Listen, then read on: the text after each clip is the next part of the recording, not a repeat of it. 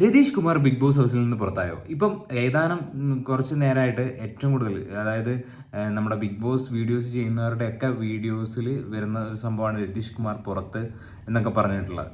So even trusted ആയിട്ടുള്ള, അതായത് big boss Malayalam season 6 തുടങ്ങുന്ന സമയത്ത് പ്രഡിക്ഷൻസ് ലിസ്റ്റ് ഷെയർ ചെയ്ത, പക്ക ക്ലിയർ പ്രഡിക്ഷൻ ലിസ്റ്റ് ഷെയർ ചെയ്ത ഗ്രൂപ്പിൽ വരെ രതീഷ് എവിക്റ്റഡ് എന്ന് പറഞ്ഞിട്ടുള്ള ഒരു പോസ്റ്റ് വന്നു കഴിഞ്ഞിരിക്കുന്നു.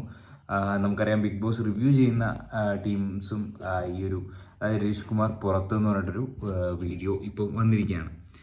പക്ഷേ ഒരു ബിഗ് ബോസ് കാണുന്ന ഒരു പ്രേക്ഷകൻ എന്നുള്ളതിൽ ഈ ഫസ്റ്റ് വീക്കൊക്കെ ഇങ്ങനെ പുറത്താക്കുമോ ഇല്ലയോ എന്നുള്ള കാര്യം സംശയം തന്നെയാണ്. ഇപ്പോഴും സംശയമാണ്. 100% മീൻസ് അതൊരു TRP റേറ്റിങ്ങിന് വേണ്ടി മാത്രം പറയുന്നതാണോ, അല്ലെങ്കിൽ അങ്ങനത്തെ ഒരു സംഭവമൊക്കെ എല്ലാവരുടെ മനസ്സിലും ഓടിയേക്കാം.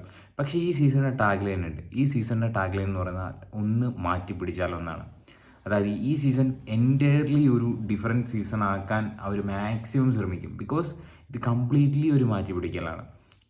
നിങ്ങൾ ഈ സീസണിൻ്റെ ഓരോ കാര്യങ്ങളും, പവർ റൂമും മറ്റേ കാര്യങ്ങളെല്ലാം നോക്കിക്കഴിഞ്ഞ് കഴിഞ്ഞാലും നമുക്ക് ആ ഒരു കാര്യം മനസ്സിലാവും. പിന്നെ ഈവൻ രതീഷ് കുമാറിനെ പുറത്താക്കിയതാണോ, അതുപോലെ തന്നെ അദ്ദേഹം പുറത്ത് പോയതാണോ എന്നുള്ളൊരു ചോദ്യവും നമ്മുടെയൊക്കെ മനസ്സിലുണ്ടാവും.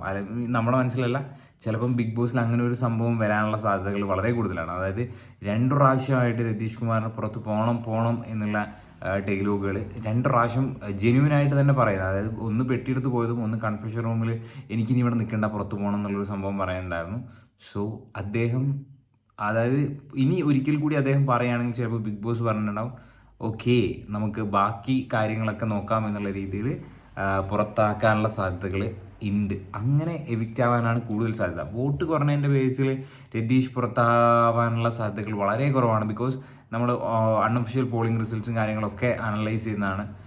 അനാലിസിസിലൊന്നും, അതായത് നമുക്കൊരു 5, 6, 7 അല്ലെങ്കിൽ ആ ഒരു സ്ഥാനങ്ങളിലാണെങ്കിൽ നമുക്ക് പറയാം അദ്ദേഹം ഡേഞ്ചർ സോണിലായിരുന്നു, അതുകൊണ്ടാണ് അദ്ദേഹം പോയതെന്നൊക്കെ പറയാമായിരുന്നു. പക്ഷേ ഇത് ഒരു 1, 2, 3, 4 ഈ സ്റ്റേജിൽ തന്നെ രതീഷ് കുമാറിൻ്റെ വോട്ടിംഗ് അൺഒഫീഷ്യൽ പോളിംഗിൽ വരെ വന്നിട്ടുണ്ടായിരുന്നു. ഇവൻ എല്ലാവരും നമ്മളടക്കം വെറുപ്പിക്കൽ സംഭവമൊക്കെ പറഞ്ഞു കഴിഞ്ഞാൽ ആ ഒരു വോട്ടിങ്ങിൽ അത് ശരിക്കും കാണുന്നുണ്ടായിരുന്നു. ഒരു ഗെയിമറിൻ്റെ അല്ലെങ്കിൽ ആ ഒരു സപ്പോർട്ട് എന്നുള്ള രീതിയിലായിരിക്കാം അദ്ദേഹത്തിന് അങ്ങനെ ഒരു വോട്ട് വന്നത്. സോ എന്താണ് സംഭവിച്ചതെന്നുള്ളത് നാളത്തെ എപ്പിസോഡിൽ തന്നെ അറിയാൻ പറ്റുള്ളൂ. നാളത്തെ പ്രോമോയും കാര്യങ്ങളൊന്നും വന്നിട്ടില്ല. So Ratheesh Kumar Bigg Boss ഹൗസിൽ നിന്ന് പുറത്താവുകയാണെങ്കിൽ ആ പുറത്താവലിനെ നിങ്ങളെങ്ങനെ നോക്കി കാണുന്നു എന്നുള്ള കാര്യം കമൻറ്റ് ബോക്സിൽ രേഖപ്പെടുത്തുക. എൻ്റെ ഒരു അഭിപ്രായത്തിൽ അദ്ദേഹം പുറത്താവേണ്ട ഒരു കണ്ടസ്റ്റൻറ്റ്, ഈ ഒരു ടൈമിലൊന്നും പുറത്താവേണ്ട ഒരു കണ്ടസ്റ്റൻ്റ് ആണെന്ന് എനിക്ക് തോന്നുന്നില്ല.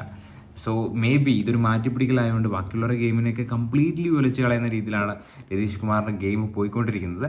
സോ അതുകൊണ്ട് ചിലപ്പോൾ അങ്ങനെ ബിഗ് ബോസ് പുറത്താക്കാനുള്ള സാധ്യതകൾ ഉണ്ടോ? എന്താണ് നിങ്ങളുടെ തിങ്കിങ് എന്ന് നിങ്ങൾ കമൻറ്റ് ബോക്സിൽ രേഖപ്പെടുത്തും. പുതിയൊരു വീഡിയോ ആയിട്ട് വീണ്ടും കാണാൻ പറ്റുമായിരിക്കും.